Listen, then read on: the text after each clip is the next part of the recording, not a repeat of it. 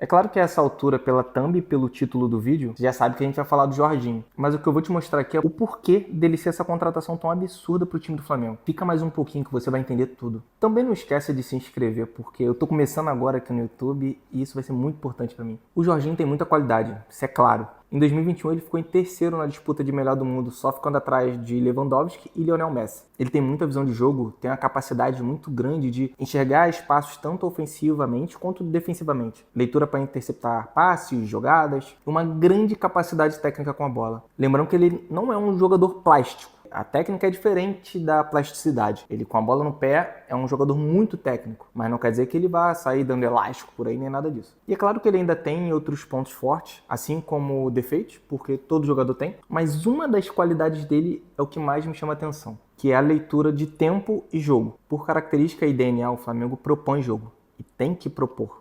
Independente. A gente já sabe que o Flamengo do Felipe tem uma ótima saída de bola, tanto curta quanto média. E quando precisa das bolas longas, também tem jogadas muito bem pensadas. A casquinha do Plata ficou muito conhecida e contundente para os adversários em jogos importantes. Então o Flamengo é um time que tem demonstrado estar preparado para quase todas as fases do jogo. Mas como qualquer outro time grande que propõe jogo, que pressiona o seu adversário, que bota muitos jogadores no campo de ataque, na maioria dos jogos enfrenta adversários que botam o famoso ônibus na frente do gol. E nunca é fácil, mano. Dependendo do nível de organização desse adversário, do nível de intensidade que os jogadores estão aplicando, da concentração, furar essas defesas acaba virando um trabalho muito difícil. E o Flamengo, como qualquer outro time com essa ideologia, acaba tendo dificuldade nesses momentos. E muitas vezes a gente vê o time girando a bola ali no campo de ataque já, mas como o adversário está muito compactado, está fechando muito o centro do campo, a gente acaba conseguindo enxergar aquele movimento de U que o time faz. E basicamente é girar essa bola de um lado ao outro, tentando encontrar esse espaço. Só que o time adversário também faz esse balanço defensivo a fim de tentar reduzir esses espaços. Eles fazem uma marcação zonal e acabam induzindo o Flamengo a tentar atacar por fora. E com isso acabam se cansando menos também. E assim, não que isso seja um problema. Qualquer time do mundo passa por isso. Só que às vezes num dia não tão inspirado, ou de um jogo muito importante, ou o adversário esteja muito empenhado na marcação, muito intenso, em um dia bom, pode ser que o time do Flamengo não consiga sair disso. E aí sim isso vira um problema. A questão pra mim é que a reincidência desse tipo de problema pode reduzir bastante com a chegada do Jorginho. E lembra que eu falei da leitura de tempo e jogo? O Jorginho é mestre nisso. E com certeza ele vai virar uma peça extremamente importante para esse cenário. Ele tem uma facilidade absurda de encontrar esses espaços na profundidade desses blocos de marcação bem montados do adversário. E para completar, ele tem um tempo muito afiado, sabe? E ele é tão diferente justamente por isso, porque é muito difícil você encontrar esse espaço na profundidade por diversos fatores. Além de toda a técnica e habilidade que o jogador precisa ter, ele precisa também ter minimamente um tempo e espaço para conseguir executar esse passe. Porque além de enxergar essa oportunidade, o jogador que está atacando o espaço precisa também acertar o tempo e a direção dessa corrida. São muitos fatores para tudo dar errado nesse momento.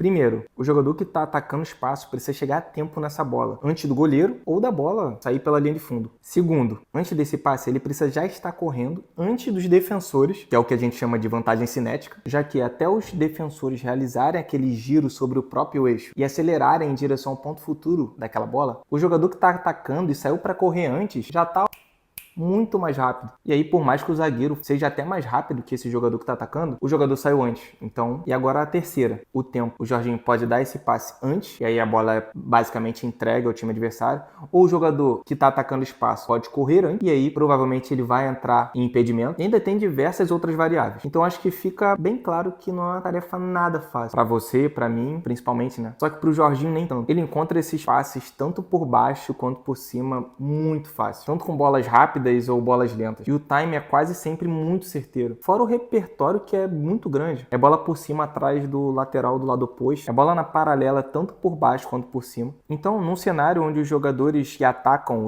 esse espaço estiverem entrosados com o Jorginho, pode ser um prato cheio para o Flamengo nessa temporada. O Flamengo pode encontrar muitas oportunidades de ferir esses adversários no que até então era um dos maiores obstáculos desse time. Espero que eu tenha deixado o mais claro possível o que eu penso da chegada do Jorginho. Eu tô começando aqui na criação de conteúdo e espero de verdade evoluir com o tempo e com muita humildade. Se puder, já deixem aí nos comentários algum feedback ou o que acharam, o que vocês pensam da chegada do Jorginho e dessa fase do jogo que a gente conversou. E tamo junto.